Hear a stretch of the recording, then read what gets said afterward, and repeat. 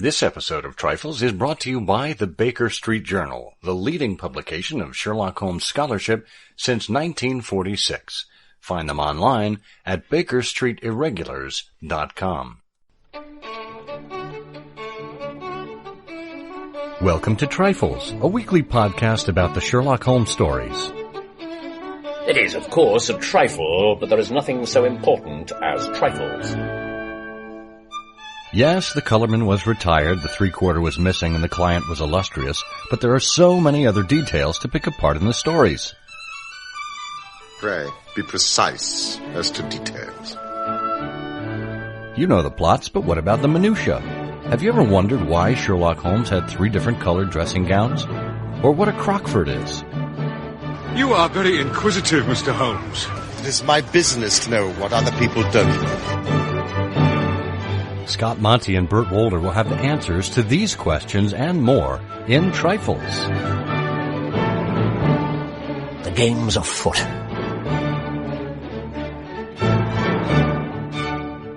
Episode 184, Justice, Part 2, Disproportionate. Hello and welcome to Trifles, the Sherlock Holmes podcast where we look at some of the minutiae in the Sherlock Holmes stories and try to make a big deal out of it. I'm Scott Monty. I'm Burt Wolder. And Burt, you are a big deal. Oh, I think you're a bigger deal. I'm just a sort of a ordinary, middle-of-the-road, kind of a medium-sized pile of a deal, but you're a big deal. Yeah, I would raise you. I would call and raise that deal. No question. Well, look, I see your raise, and and I raise you Jeff Bezos. So there you are. Very nice, very nice. Well, let's not get all Amazonian on each other yet. Let's make sure we take care of housekeeping. The show notes for this episode are available at ihose.co/trifles184.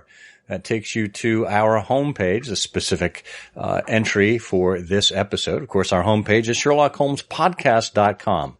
There you can find all kinds of goodies like the whole back catalog of our archives, as well as the ability to support the show via Patreon or PayPal. Toward the end of the year, we're going to rack up all of those donations and make sure you get rewarded for whatever level you have supported our show, because we do appreciate your support and we want to show our appreciation and keep you part of this unique Sherlockian family.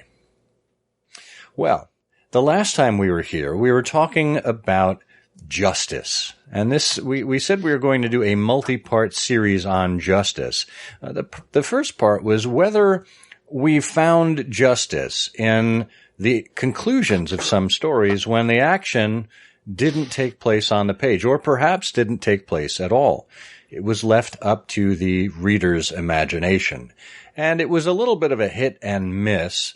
There certainly was no justice meted out, or no consistent justice meted out by Sherlock Holmes. But again, that imagination, the theater of the mind, as we say in podcasting, allows us to imagine what could have happened in some instances.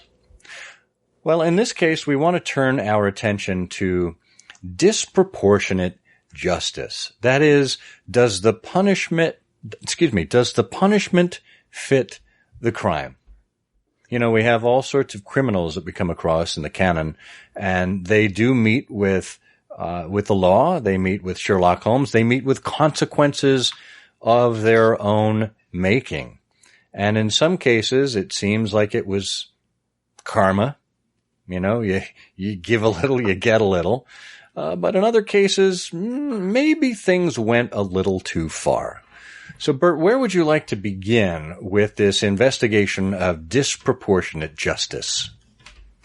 Well, I think The Three Students is a great place to begin, because this is a case where the nature, as many of the cases of Sherlock Holmes go, it's often not clear exactly what sort of crime has been committed here. In The Three Students, we have a very strong suspicion from the start of the case that the crime is basically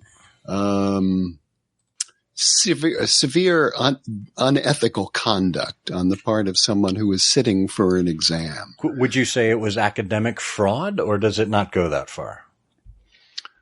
Well, I suppose you could define it as academic fraud, but that would only be the case of, it's cheating. I mean, basically, Right. it's Right. a crime of cheating, which I suppose you could call academic fraud, but you would need to actually, it would have to be attempted academic fraud, I guess. Right.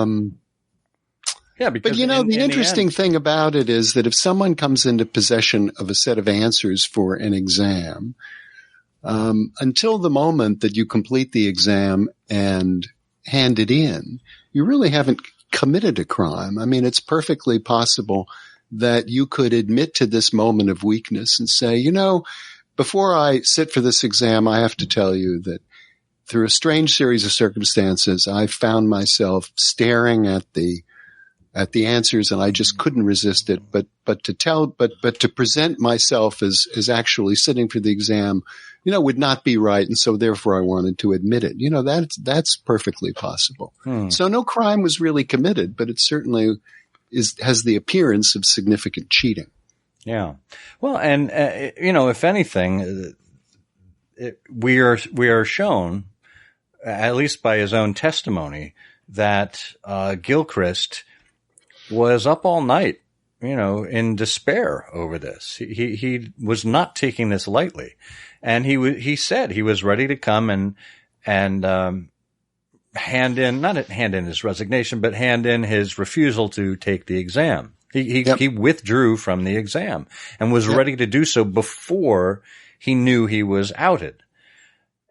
To me, that speaks of the man's character. It speaks of more. Even though he had a moment of weakness, he recognized it and was ready to own up to it himself. And yet, what do we get for it? He completely withdrew from the university. He went so far as to self-isolate, to self-exile to, I believe it was Rhodesia, which is now Zimbabwe, of course. And become part of the Rhodesian police. That does seem pretty extreme for someone who came across some exam answers. Yeah, well, that's why I think it's a great place to start. So here is someone who, the penalty for what he's done is gives up his career, gives up his prospects, gives up his country. And it does seem there's really two things going on here. I mean, one is the puzzle that Sherlock Holmes needs to sift through and figure out and find a conclusion for and understand what really happened. How can I piece these events together? Is set in a very attractive community that would be immediately resonant to most readers. It's an exam. Just about everybody sits for an exam. And here are the answers, and there are these little bits of evidence. So on the one hand, it's a great case. It's a great story. It's a great puzzle. But on the other hand, as we're discussing it, the actual penalties, the actions, the consequences, the suffering of some of the people involved is way out of proportion to what would have happened in real life. On the other hand, if you're writing a story, once your detective, this is kind of like Silver Blaze again, once your detective has said, here's what really went on, the reader is expecting a couple more paragraphs and then out the door, it's, and that I think is why Gilchrist is sort of dealt with in a sentence. Well, and let's be clear. It seems that Gilchrist self-imposed the sentence. This isn't something that was that was brought down upon him. This is almost a self-flagellating monk ripping his back to shreds with a cat o' nine tails. I mean, boy, and maybe that's a nod toward Conan Doyle's earlier life as a Jesuit. When guilt overtakes a person so much, a person who is normally upstanding, morally upstanding, look at the outcome that even self-imposed guilt, but certainly that culture of guilt that Gilchrist came from must have come from somewhere. whether it was his family, whether it was from Bannister, who looked after him as a second father. This culture of guilt that Gilchrist brought along with him. Boy, he got that somewhere. Well, I think that's a great observation. I like to think that if I were Hilton Soames, the next day I would have dialed up. I would have talked to Gilchrist, and I would have said, Gilchrist, two things here. One is, it seems to me your reaction and your remorse are very much in keeping of the character of an English gentleman. And I think they're very appropriate and they speak well for you. And the second thing is, a career in the constabulary for someone who's driven to it by an incident of cheating is probably not, all that prime for success. And so why don't I intercede on your behalf with the university and see if you can take a fresh exam? I'd like to think that would happen. Indeed. Well, but then I believe in the Easter Bunny. So, well, look, based on what we were talking about last time around, we don't know what happened. I mean, this was Gilchrist's intention. We're not given. Well, look, thinking back to the last episode, we don't know how this turned out. All we have is Gilchrist's word as to what his intentions were. We don't know what he actually went and did.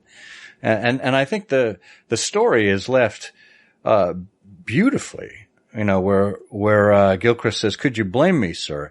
And Holmes says, "No, indeed," said Holmes heartily, springing to his feet. "Well, Soames, I think we've cleared your little problem up and our breakfast awaits us at home. Come, Watson. As to you, sir, I trust that a bright future awaits you in Rhodesia. For once you have fallen low. Let us see in the future how high you can rise." Well, look. It's a nice sentiment. It is a nice sentiment, but I think Gilchrist already rose high by admitting his error and self-exiling. I don't think there was anything left for him to do to make up for it at that point. So, yep. Did he stick around and maybe do another term at the university? I don't know. Maybe this is one of those things that's left to the reader's imagination. Mm. Well, let's take a little break here and hear from our sponsor, Gilchrist and Soames. Oh, no, wait. we have a different sponsor this time around, and we will be right back to talk about other disproportionate areas of justice. With each passing season brings another passing quarterly issue of the Baker Street Journal. This scholarly journal has been around since 1946 and each year produces 4 volumes, one for each season: spring, summer, autumn, and winter, and a bonus Christmas annual. That's right, that's 5 issues every year of the Baker Street Journal, which consists of some of the best Sherlockian scholarship around the world. In each issue, you can read authors, people like yourself from all around the world and all around the Sherlockian societies, who write in with their theories on Dr. Watson's bullpup, Sherlock Holmes' proficiency on the violin, the appearance of Mycroft Holmes and Mrs. Hudson, and more. If you can imagine something interesting to write about in the Sherlock Holmes stories, then someone probably will, in the Baker Street Journal. Are you subscribed? Get over to BakerStreetIrregulars.com and make sure you are part of the BSJ tradition today. We are back talking about disproportionality in justice as it was meted out in the canon. Bert, we talked there about young Gilchrist and his self-exile. What other cases of disproportionality do we find with respect to crimes or pseudo-crimes that were committed? I think a good one is the Musgrave Ritual, because in the Musgrave Ritual, now this, like the Gloria Scott, is another one of these cases that took place before Watson formed an association with Sherlock Holmes, and so everything we know about it comes from Holmes himself. But the case is one in which there is a murky ritual lost to antiquity that happens to be at the center of this particular family of someone Holmes was at school with. And in investigating and in being consulted, what Holmes is presented with is the mysterious actions of the butler Brunton, basically. But by the time you get to the end of the case, in terms of justice, what you find is that Brunton, who one could say betrayed the trust of his employer, is dead. And more to the point, Rachel Howells, a housemaid who Brunton had formed an affection for and with, is also delirious and dead. And well, we don't know if she's dead, do we? Yeah, doesn't she drown herself in the? No, that's the Granada version. I don't think she's ever found in this story, is she? I could be wrong, but I don't remember. No trace of the body could be found. Yeah. But what they did find was the linen bag, which contained within it a mass of old rusted and discolored metal. So yes, there's no real proof that she drowned herself, but they did follow her footmarks to the edge of the mere. Right. And they do say, you can imagine our feelings when we saw that the trail of the poor demented girl came to an end at the edge of the lake. So it was a murder-suicide. Well, it certainly was a suicide. What happens to, I guess it is a murder too, because what happens to Brunton is that he's left to asphyxiate, we presume, by Rachel Howells. Right.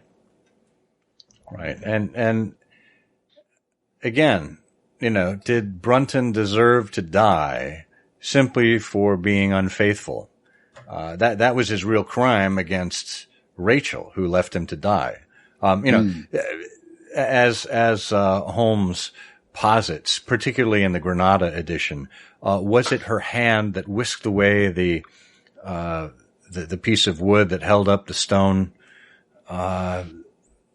covering to the hiding place, or did it simply fall? Either way, she didn't do anything to help him at that point, and she wandered off. So I believe in the U.S. That might be filed under depraved indifference, and could be constituted as manslaughter. But either way, is death an appropriate sentence for infidelity?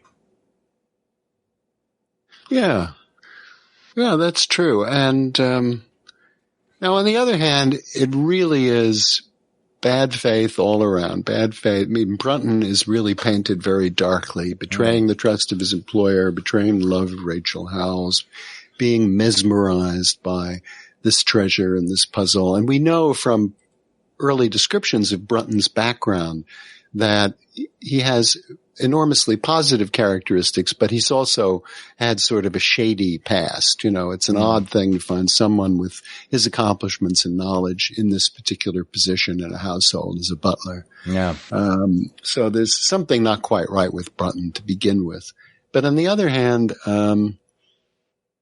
it does seem like karma has worked very, poorly, in the lives of Rachel Howells and Brunton the butler. For really no reason other than greed and bad behavior.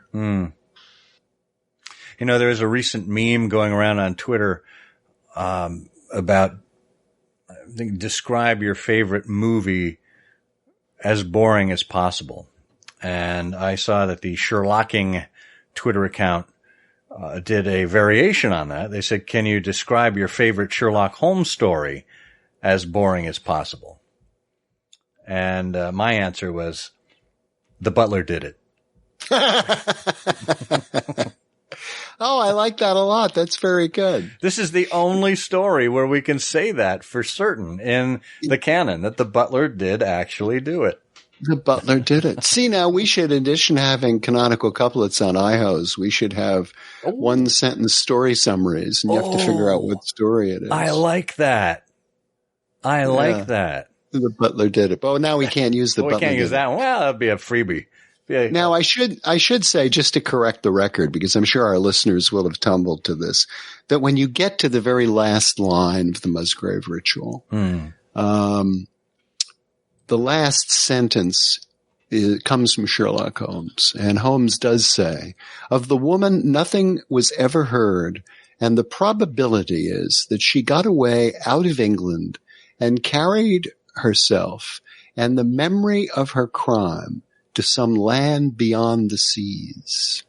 Ooh. So it's another twist on justice because, of course, it's all speculation about exactly what Rachel Howell's actions were, but presuming that she was instrumental in the death of Brunton, it's another interesting twist on the question of justice. If, in fact, she got away carrying herself and the memory of her crime to some land beyond the seas. Well, of that we shall never know for certain, because that's justice unresolved, just as this is justice disproportionate.